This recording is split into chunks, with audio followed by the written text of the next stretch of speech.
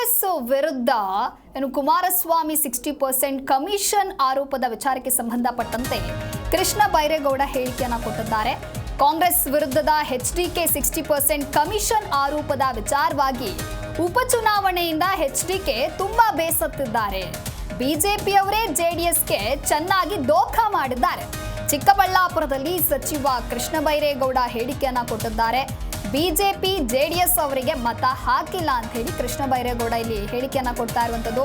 JDS ಹಾಗೂ BJP ಇಬ್ಬರೂ ಸೇರಿದ್ರು ಕಳೆದ ಚುನಾವಣೆಯಲ್ಲಿ ವೋಟ್ ಮಾತ್ರ ಕಮ್ಮಿ ಇದೆ. ಬಿಜೆಪಿ ಅವರು ಎಲ್ಲಿ ಬೇಕು ಅಲ್ಲಿ ಮತಗಳನ್ನ ಹಾಕಿಸಿಕೊಂಡು ಮತಗಳನ್ನ ದೋಖಾ ಮಾಡಿದ್ದಾರೆ. ಎರಡೂ ಪಕ್ಷಗಳು ಸೇರಿದ್ರೂ ಕೂಡ ಅವರು ಗೆಲ್ಲೋದಕ್ಕಾಗಿಲ್ಲ.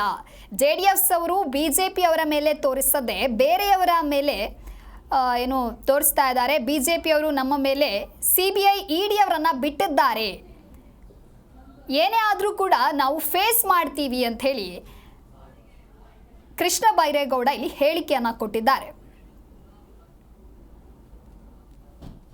ಸೊ ಬಿಜೆಪಿನವರೇ ಅವರಿಗೆ ದೋಖಾ ಮಾಡಿದ್ದಾರೆ. ಇವರಿಂದ ಪಾರ್ಲಿಮೆಂಟ್ ಎಲೆಕ್ಷನ್ ಅಲ್ಲಿ ಬಿಜೆಪಿಗೆ ಏನೆಲ್ಲ ವೋಟ್ ಹಾಕ್ಸ್ಕೋಬೇಕೋ ಹಾಕ್ಸ್ಕೊಂಡ್ರು. ಬಿಜೆಪಿ ಅವರು ಪಾರ್ಲಿಮೆಂಟ್ ಸೀಟುಗಳು ಗೆದ್ಕೊಂಡ್ರು. ಆದ್ರೆ ಸ್ವಂತ ಕುಮಾರಸ್ವಾಮಿ ಅವರ ಮಗ ಅಲ್ಲಿ ಚುನಾವಣೆಗೆ ನಿಂತಾಗ ದಳ ವರ್ಸಸ್ ಬಿಜೆಪಿ ಆದಾಗ ದಳಕ್ಕೆ ಎಷ್ಟು ವೋಟ್ ಬಂದಿತ್ತು, ದಳ ಬಿಜೆಪಿ ಇಬ್ರು ಕೂಡಿದ್ರು ಕೂಡ ಅದಕ್ಕಿಂತ 12,000 ವೋಟ್ ಕಮ್ಮಿ ಆಗಿದೆ ಅಂದ್ರೆ ಅಲ್ಲಿಗೆ ಬಿಜೆಪಿ ವೋಟ್ ಎಲ್ಲಿಗೋಯ್ತು? ಆದ್ರಿಂದ ಪಾಪ ಕುಮಾರಸ್ವಾಮಿ ಅವರು ಫ್ರಸ್ಟ್ರೇಟ್ ಆಗಿ ಆ ಸಿಟ್ಟು ಅವ್ರ ಮೇಲೆ ತೋರಿಸ್ಕೊಳಕ್ಕಾಗಲ್ಲ, ಅದನ್ನ ಯಾವ್ದ್ಯಾವ್ದೋ ಬೇರೆಯವ್ರ ಮೇಲೆ ಇಟ್ ರನ್ ಆರೋಪಗಳನ್ನ ಮಾಡ್ತಾ ಇದ್ದಾರೆ. ಅವರು ಎಲ್ಲ ಇದೆಯಲ್ಲ. ಜಿ ಕನ್ನಡ ನ್ಯೂಸ್ ಈಗ ನಿಮ್ಮ ಮನೆಯಲ್ಲೇ ನೋಡಿ. ಎಲ್ಲ ಕೇಬಲ್ಗಳಲ್ಲಿ ಈಗ ಲಭ್ಯ.